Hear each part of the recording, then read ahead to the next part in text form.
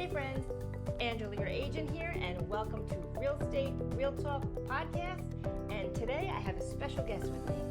Hey guys, John Ferrara here with A.S.A.P Mortgage Corp. All right, we got John here at the podcast studio, and we're gonna bring it in, right? We're always gonna bring it in.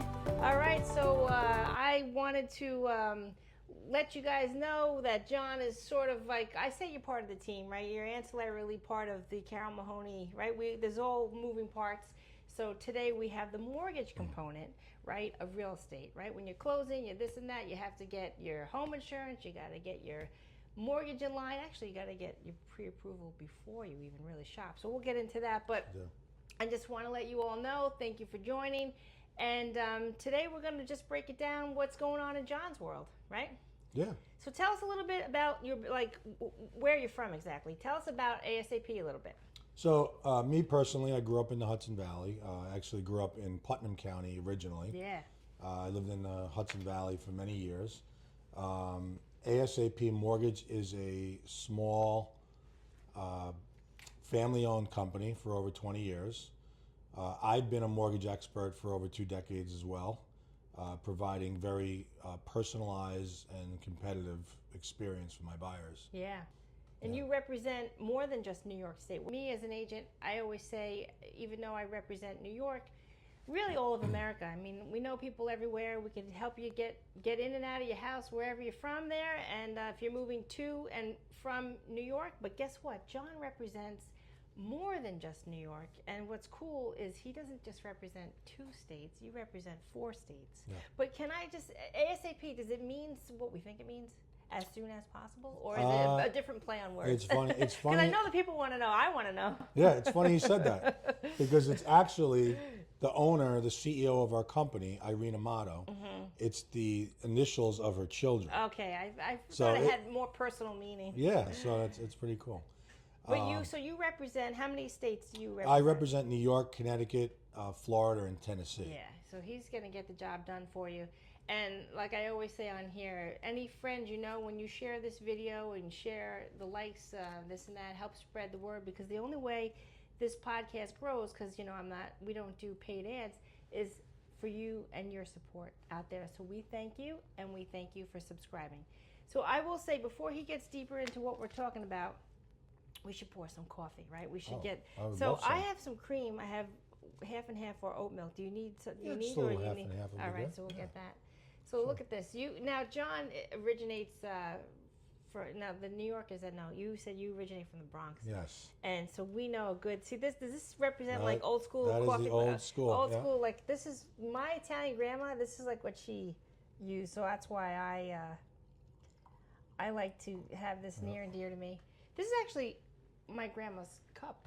Oh, really? Yeah, she should be like 100. So she's in heaven. But I think everything awesome. I cook for my kids really stems from her. I still have some of those little percolator coffee pots. Oh yeah, like for when you have company over. You mean? Yeah, with just the spigot on the to bottom. Fool around once in a while. When you have the time. Yeah. I owned a gourmet coffee franchise in the area here. Oh yeah, he knows his coffee. Specializing in KONA. KONA coffee, so I learned a lot about coffee and how it originates and how it really is amazing, and there's a lot to know about coffee. Now KONA, is that Hawaiian? Hawaiian, yeah. Now I was told that every single coffee in the world first originated in Ethiopia, and then it became like Colombian coffee. Is that true? I don't know exactly, but it all stems from those plants. Yeah, it starts out as a cherry on a tree. Mm-hmm. Yeah, it's pretty interesting. Yeah, it is interesting to me how they knew to for anything, even an artichoke, let's say, because that's also like a bud, right, of a flower. How people knew to kind of cook it, break it down, roast it, how they knew it would go from that red cherry. It's a pretty vigorous process. You have to depulp. You have to depulp it first because you have to get to the cherry inside. It's a cherry. Yeah. And they have to put it through these conveyors and take all the skin off of it, and then all the way up into the roasting process. It's a pretty. It's quite, yeah. I got to get you some. Like who knew to start that, right? That's what I'm saying. They looked at that and they're like, you kind of go from like point A to point Z. But so is the coffee bean like a pit? Or yeah, it's like it's like he's not only gonna educate us on mortgage today. We're gonna get an education on coffee. Coffee, too. mortgages, whatever we got to talk about here. Would you say it's like a pit, or we should Google it? Yeah, it's like a seed, like a cherry, like a pit. Yeah. And that's what you take all the outside layer off of it, and that's what. Abundance. You got that? Yeah. Let me get you some half and half. Oh, thank you. Take us kind of through like the maybe some tips and tricks that people need to know, and also like what your star component is that we'd say you're 20 plus years. Yeah. Right. I mean, you're a veteran in the industry, so you'd have to know probably way more than maybe someone doing it for 5 years. I'm sure. So. Yeah. Well, it is a pretty intricate process. Yeah. The thing that I always prided myself is on. And even with technology now, and submit your information to a rocket and pray for the best, it is one of the largest investments you'll make in your lifetime. Mm-hmm. So it is very important that my clients get a very personalized experience. So I'm there for them every time, and like we were talking about, I have to assume that even if they've bought homes in the past. Yep. I assume that they know nothing when they come to me. Yeah. So that I can guide them and show them the correct way. Because, they may have bought a house in the past and laws have changed. And they may not have had the right yeah. experience. They may not have had the right guidance or, things. So that's true. I think that it's even with, AI down the line and all this stuff, and I use an example. So, when the market crashed, I went through the market crash. We talk about 08 or something else. Yeah, 08. Mm-hmm.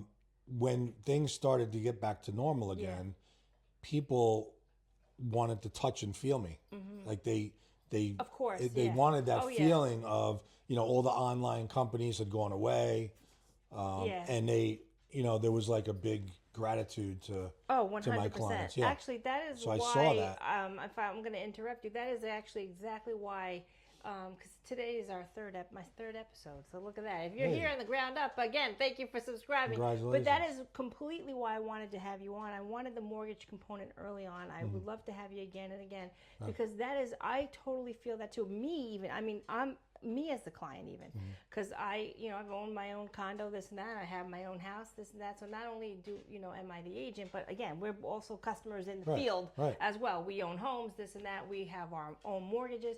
But I think that is absolutely important to touch and feel you. Yeah. That sounds funny, but because I had close friends. I'm sure you knew too. You that got really burned, not even hurt, hurt, not more than just hurt, just burned and homeless because of the way they were doing zero asset lending. And I think that knowing you, and like I said, you're kind of on the outside part of the Carol Mahoney team. We use you often.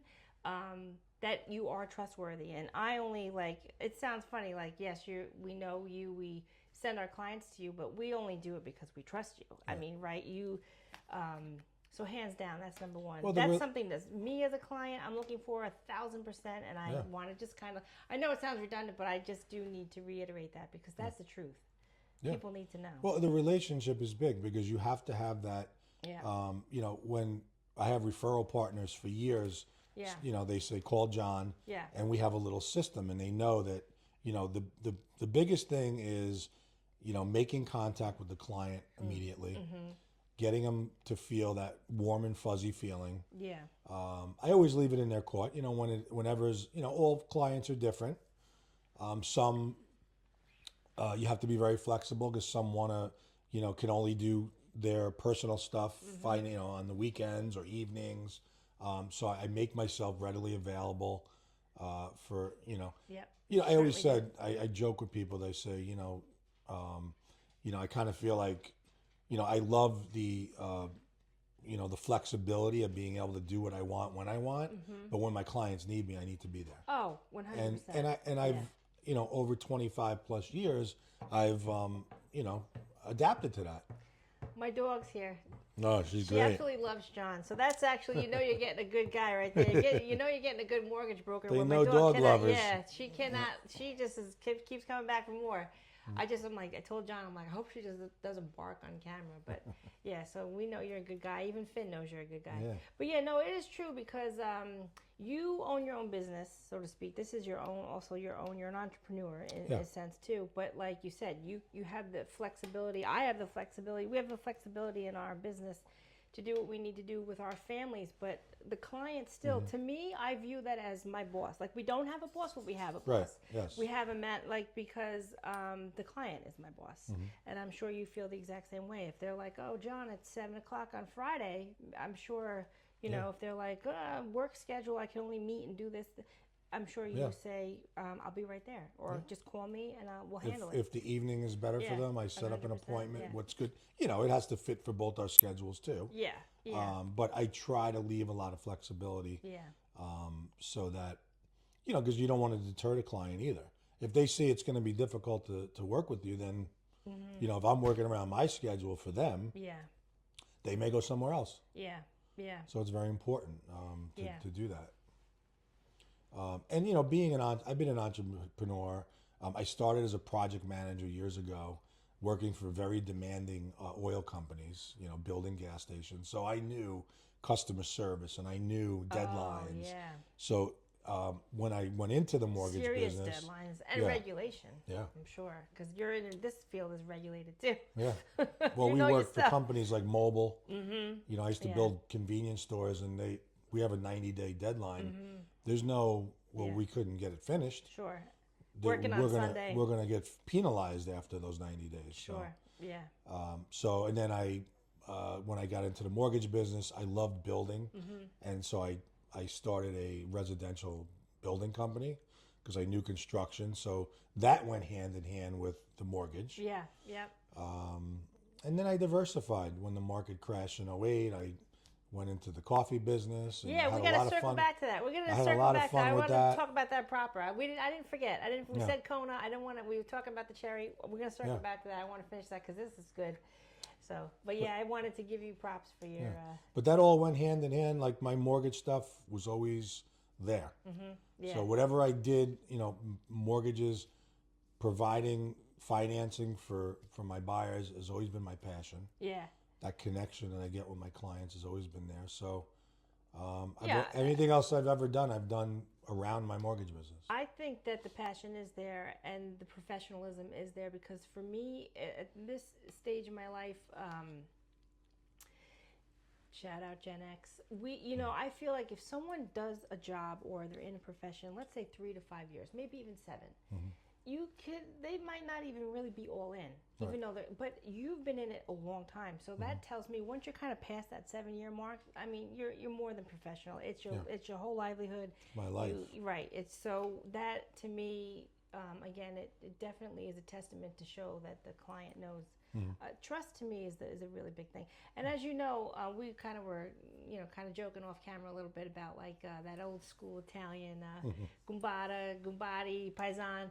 But to me, I never have anyone come in here that I don't know either personally or through a friend that I know that I could trust, like whether it's the plumber or anything really.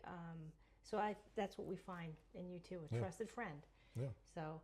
But before we circle back to coffee, I don't want to interrupt. I'm always known to interject. That's there. Okay. I don't want to interrupt your history there with the mortgage company. Yeah.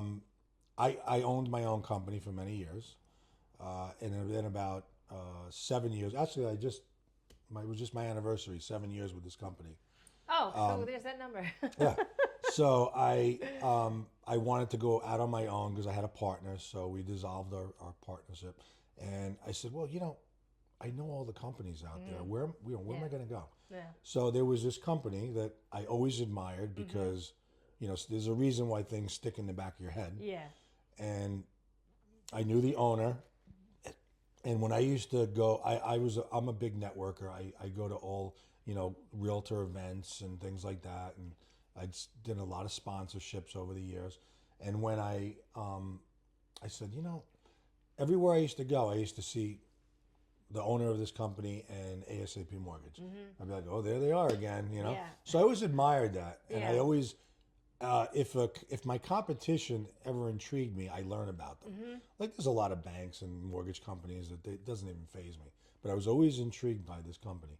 And so I said, you know what?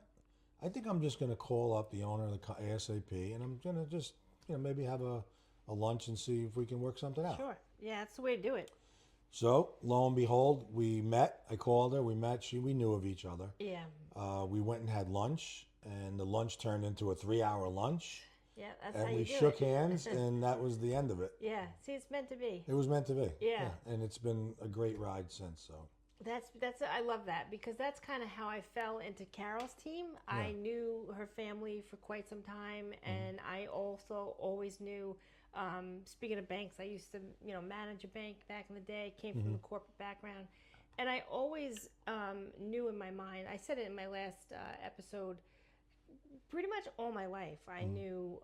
One day I think I'm going to be a real estate agent. Because I just love, and even just from buying and selling my own stuff, I kind of just once you go through one closing, right. you kind of feel like wow, that like you help see a these lot. People. Yeah, you see a lot of the nuts and bolts of it, and I just same like you. It just kind of snowballed into like a passion of more really just like the history of like architecture of the home, like a Sears craft. Remember the Sears? Yeah. Like the Sears kit homes. Yeah. There was a Sears kit home and the craftsman. There's some around yeah, here yes, still. actually, yeah, and there are in the Hudson Valley. If you look it up. Robinson, I think there's some there. Yeah, it's really cool. If you don't know, if you've never heard of the Sears, I guess too, maybe in Chicago, right? Because that's where it stemmed from. But it's back in the day, I guess the 30s. You could, this is a true story. You could have ordered from the Sears catalog a house, and it came delivered to you. And it's hard to believe that. Yeah, it is, and so that in itself kind of just intrigued me with just that piece of like, just like the coziness of your home. Your home is your cozy place. Yeah. So, that's kind of how I fell into saying, you know what, I'm going to make this I'm going to pivot my entrepreneurial self into being part of like the real estate team, not just from the, looking at from the outside in. Now I'm in the inner circle. So that, things change. When you're 30, you want to do something. And then when you're 40 and 50, things could change. And I think it changed for the better. Yeah. So, and you were saying too, now I don't want to leave you hanging there. We did say we're going to pivot back to coffee. We could tie in your customer service and your life. Like, you as a dad and a family man, you pivoted too, because you said you had your kids and, you did the coffee and then so we could pivot, because that all kind of ties to customer service, no matter really what field you're in. Yeah. So. Yeah, my customer service, all like working for the oil companies and then the mortgage business, it's all customer service. So I used to attend this coffee place, do the drive-through with my daughter when she was younger, and she would sit in the back. I would order a coffee. I'd get her a donut, a glazed donut, and she would be laughing by the time we even get pulled in there, because the level of customer service at this place was so poor. I used to order. I pull up to the window. I give him my money. He'd give me the change or whatever it was of the credit card. Then he'd hand me my coffee and the donut, and then he would just like shut the window. And no thank you, no good morning, no goodbye, and so this is what inspired me to. I said, I have to bring something different to the area. And I like the zombie coffee guy, just yeah. So I started jotting some things down on paper and designing my own thing, and then I stumbled across this franchise. Yeah. That was very upbeat, and the customer service was to another level. Impeccable. And I traveled the country and visited the locations, and just loved the vibe of walking in and there's palm trees and you're being greeted aloha when you walk in, Yeah. and mahalo when you leave. That's goodbye. And Yeah. so, and the product Bring was the vibes to the Hudson yeah, Valley. Yeah. and the product was all American grown. Yeah. You know, KONA coffee. So this was like I said, this is it. Yeah. Yeah. This is it. And you know, I always to this day when I see somebody and they say, oh, you know, we miss you guys, and they would always, you know, commend me on my employees that worked there, and because it was They were present. you have to Which- instill that yeah. in the people. Sure. You know, a lot of places don't train properly. They don't, and we knew that not only the product had to be, you know, impeccable, but the customer service had Clean, high quality. Yeah, Yeah. Totally. Yeah, we were talking about this. That's me too. Like me as the customer, forget it. If you can't, you were kind of saying like if you're in a let's say a diner or whatever it is, a restaurant, but it's a family owned, and they're like, hey John, you know, hey table 10, is usual, you know, you having the usual today. That just goes so much further than, you know, do they have like the best dish in all of the Hudson Valley? I mean, they're not, you know, CIA chef, but Michelin star, but it's still, I mean, it's still, you know. Right. It's how they make you feel. It's the experience. It's not bad food, but it's not, you know, but you're still, they're like, hey, same with your coffee shop. It could be, like, you know, good food, not great food, but they're making you feel special when you go in there. Yeah. And listen, we have a choice to spend our money wherever we want, right? Yeah. So I want to feel good. You know, I want an atmosphere. Totally. And those are, you know, probably the places that I'll frequent more so than. Oh yeah. You know, so. What was the joke that you told your daughter? You were just like, hey, 1, 2, 3, 3, 2, 1. We'll watch this guy. Let's see if he smiles today at the I'd say, here the zombie coffee. I would say, here we go. We're going in for our coffee, and she's already laughing because she knows that. Yeah. You know, and she would say to me, Daddy, why doesn't that guy say, you know, thank you or goodbye or hello? Or, you know, the coffee is like your first thing in the morning that. Sure. Right. That makes you feel good. So you want everything else to make you feel good with it. Sure. So. Yeah. Sure. But yeah, it's. So you ran KONA for like 7 years. Now you were running that business while doing mortgage and stuff. Yeah. And then what made you like pivot like 100% mortgage, and then because something kind of the market changed with the. So I just, you know, it was. I think I was there about 7 years. Yeah. And I remember the place. Yeah, it was cool. Yeah, I remember. Like I said, you know, mortgage is always my passion. Yeah. Yeah. Nothing interfered. I wouldn't have done that if I couldn't still manage my clients properly. But I did that for about 7 years, and then you know they wanted another big commitment, and you know it was just kind of like a move on type of thing. Yeah, sure. But you know that experience with customer service was, you know, goes with me whatever I do. Yeah, totally. And that's you know that's very important. Yeah, it's very important. Yeah. All right, guys. Thanks for joining. Thanks for subscribing. Thank you, John, so much for coming today. Yeah, thanks for having me. And if you're in the market for a new home or refinancing, renovation projects, you know, give us a call. I'm available 7 days a week. And he's available 8 days a week. Who are you kidding? 8 days a week. Don't tell the people. But I'll put your information below. But for the people listening, you know, on Spotify, this and that, what's your number? 914-755-3940. A.S.A.P Mortgage. John Jaman. And again, I'm Angela, your agent. And like I said, we're here in New York, from Brooklyn to Buffalo. We got you. And then you have other states. Let the people know. Yeah, so I'm licensed in New York, Connecticut, Florida, and Tennessee. Yeah, look at that. And if you're in Nashville, come on, hit this guy up right there. That's a hot spot right now. My cousin moved there, and man, she's living her best life. Yeah. She's living her best life. You have any family there, or you just that's funny. So I have an agent that was in New York, moved there, and she said, John, who am I going to use for my mortgages now? So I got my company to get licensed there, and then I got my personal license. So that's the way to do it. Yeah. That's how you spread it out all over. I want to, you know, move, keep getting licensed in Massachusetts. I'm ready. Philadelphia, I'm ready. Yeah. So, because you know, Philly's what? Basically not even 3 hours from here, so we like to hit those spots. We'll see you next time. Hey Hey friends, okay, the real estate quick and dirty 5 with John Ferrara. Kitchen floor, hardwood or tile? Tile. What's more important, back deck or front porch? I would say the back deck because you'll have the privacy. All right, you heard it here. Barbecue grill or flat stone blacktop? Barbecue grill. All right. Primary bathroom, soaking tub or stand-up shower? I'm going to say stand-up shower. And last one, city living or country life? Country life. All right, you heard it here. Say goodbye. Take care, guys.